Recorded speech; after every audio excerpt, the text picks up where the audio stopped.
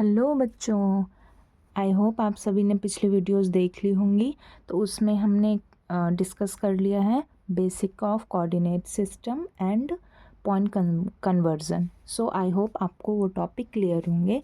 Now आज हम देखने वाले हैं, फर्स्ट ऑफ ऑल तो हम रिवाइज करेंगे क्या अपनी प्रीवियस क्लास। देन सेकेंड हम क्वेश्चन करेंगे ऑन पॉइंट कन्वर्जन, जो हम पिछली क्लास में डिस्कस कर चुके हैं पॉइंट कन्वर्जन। आई होप आप सभी ने फॉर्मूले याद कर लिए होंगे। नाउ हम थर्ड टॉपिक देखने वाले हैं, unit vector of different coordinate system. So let's start.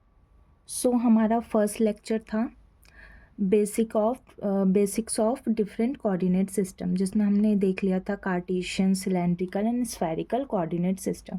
जिसमें हमने फर्स्ट पॉइंट क्या देखा था, डिफरेंस क्या होना चाहिए, पैरामीटर्स क्या क्या होते हैं, हम यूनिट वेक्टर कौन कौन से यूज़ कर सकते हैं, एंड इनकी रेंज क्या होती है, एक्स की क्या रेंज होती है, वाई की क्या रेंज होती है, जेड की क्या रेंज होती है। सेम एज इट इज़ हमने सिलेंड्रिकल कोऑर्डिनेट सिस्टम के लिए किया था, जिसमें हमने रेफरेंस लिया था एक्सिस की, कोई सिलेंडर फॉर्म होता है तो अबाउट एक्सिस होता है।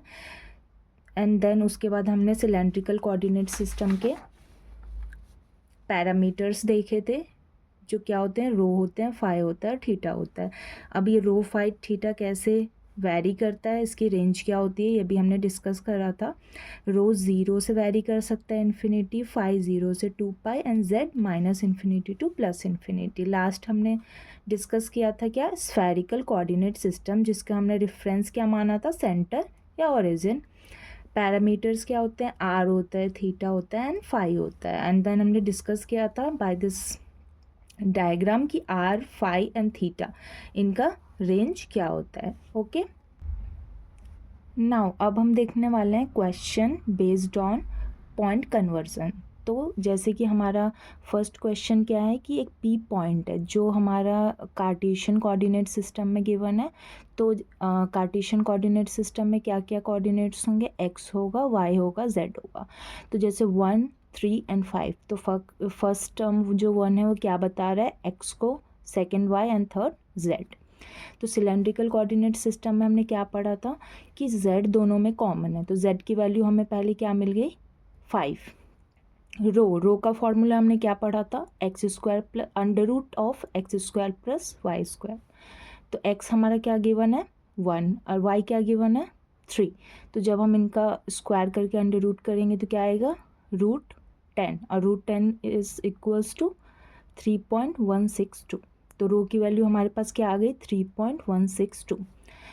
ऐसे ही हम फाइंड आउट करेंगे, फाई क्या होता है, tan इनवर्स y/x। तो y क्या गिवन है हमें, 3, x क्या गिवन है, 1। तो फाई tan इनवर्स 3 की वैल्यू क्या होती है, 71.56 degree. So phi is equals to 71.56 degree. तो पी पॉइंट को अगर हम सिलेंड्रिकल कोऑर्डिनेट सिस्टम में लिखना चाहें तो हम कैसे लिख सकते हैं, पहले हम क्या टर्म यूज़ करते हैं, rho, then phi and then Z. तो रो हमारा क्या निकला है, 3.162, इसको हम यहाँ पे लिख सकते हैं। फाई क्या निकला है, 71.56, इसको हम यहाँ पे लिख सकते हैं। एंड जेड क्या निकला हुआ है, 5, जो हमारा कार्टेशियन और सिलेंड्रिकल में कॉमन रहेगा वो। तो हमने पी पॉइंट को इन सिलेंड्रिकल कोऑर्डिनेट सिस्टम लिख लिया। देन नेक्स्ट है हमारे पास पार्ट 2, जो है spherical coordinate system. Spherical coordinate system में हमारे पास क्या क्या पैरामीटर्स होंगे, आर होगा, थीटा होगा एंड फाई होगा। तो हमने पहले क्या फाइंड आउट कर लिया है, फाई। तो फाई हम ऑलरेडी यहाँ पे फाइंड आउट कर चुके हैं, जो क्या आ गया है, 71.56। और इसको हमने कैसे फाइंड आउट किया, tan इनवर्स y/x। तो y हमारे पास क्या गिवन था, 3 एंड 1। तो सेम हमने यहाँ पे भी वही यूज़ कर लिया, 71.56। आर हम कैसे फाइंड आउट करेंगे, x² + y² + z²। X, Y और जेड तीनों की वैल्यू हमने रख दी, तो हमारे पास क्या आ गया, √35। और √35 की वैल्यू क्या होती है, 5.916। तो आर की वैल्यू हमारे पास क्या आ गई, 5.916। नाउ लास्ट हम क्या देखने वाले हैं, लास्ट देखने वाले हैं हम थीटा की वैल्यू हम कैसे फाइंड आउट कर सकते हैं, cos इनवर्स z/r। तो z हमारे पास क्या गिवन है 5 और r क्या हमने निकाला है 5.916। तो हमारे पास थीटा की वैल्यू आ जाएगी 32.31 डिग्री। तो P पॉइंट को अगर हम स्फेरिकल कोऑर्डिनेट सिस्टम में लिखना चाहें तो कैसे लिखेंगे, r हमने क्या फाइंड आउट करा है 5.916, थीटा हमने क्या फाइंड आउट करा है 32.31 डिग्री, एंड हमारे पास फाई क्या आया है 71.56 डिग्री। सो हमने यहाँ पे कार्टेशियन कोऑर्डिनेट सिस्टम से स्फेरिकल और सिलेंड्रिकल कोऑर्डिनेट सिस्टम में कन्वर्जन कर लिया। अब एक क्वेश्चन है जो कि एज अ होमवर्क है आपके लिए, जो P पॉइंट है -3, -4 एंड 10 है, तो x, y and z Cartesian coordinate system में गिवन है और आपको इसको कन्वर्ट करना है in cylindrical and spherical coordinate system. Now आज का जो हमारा थर्ड टॉपिक है वो क्या है, यूनिट वेक्टर। तो पहले हम बेसिक्स ऑफ यूनिट वेक्टर देखेंगे, देन हम कोऑर्डिनेट सिस्टम में यूनिट वेक्टर का कन्वर्जन पढ़ेंगे। सो पहले हम देखते हैं कि यूनिट वेक्टर्स होते क्या हैं। तो unit vectors has unit magnitude and give direction only. तो ये हमें क्या देते हैं, ओनली डायरेक्शन देते हैं और इनका मैग्नीट्यूड क्या होता है 1 होता है। तो अब हम फाइंड कैसे कर सकते हैं यूनिट वेक्टर को, यूनिट वेक्टर के लिए हम कैप का यूज़ करते हैं। जैसे ई कैप हमारा एक यूनिट वेक्टर है, तो यूनिट वेक्टर हम कैसे फाइंड आउट करेंगे, vector upon magnitude of vector. तो ऐसे हम यूनिट वेक्टर फाइंड आउट कर सकते हैं। अब हमारे पास कुछ प्रॉपर्टीज़ आती है, जैसे कि फर्स्ट प्रॉपर्टी क्या है, ऑर्थोगोनल। मतलब जो डिफरेंट यूनिट वेक्टर्स होते हैं, एक्स डायरेक्शन का, वाई डायरेक्शन का, जेड डायरेक्शन का, वो आपस में क्या होंगे, परपेंडिकुलर होंगे। ऐसे हम ये कार्टेशियन के लिए देख सकते हैं, ये सिलेंड्रिकल के लिए देख सकते हैं, एंड ये स्फेरिकल कोऑर्डिनेट सिस्टम के लिए देख सकते हैं। तो इसका मतलब क्या है कि अगर मैं एक्स डायरेक्शन का ए एक्स कैप मानूँ यूनिट वेक्टर, वाई डायरेक्शन का ए वाई कैप मानूँ एंड जेड डायरेक्शन का ए जेड कैप मानूँ, तो अगर मैं A X cap dot A Y cap करूँ तो मेरे पास आंसर क्या आएगा 0।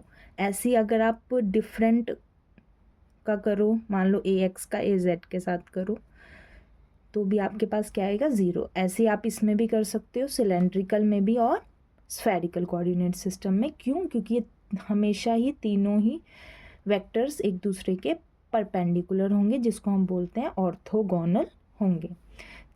सेकेंड प्रॉपर्टी है follow the right hand rule. Right hand rule का मतलब कि अगर आप x को y से क्रॉस करते हो तो आपको थर्ड वेक्टर मिलेगा विच इज़ z। तो मैं अगर ए एक्स कैप को ए वाई कैप के साथ क्रॉस करती हूँ तो मुझे क्या मिलेगा, ए जेड कैप। ऐसे आप ए रो को ए फाई के साथ करोगे तो आपको क्या मिलेगा, ए जेड।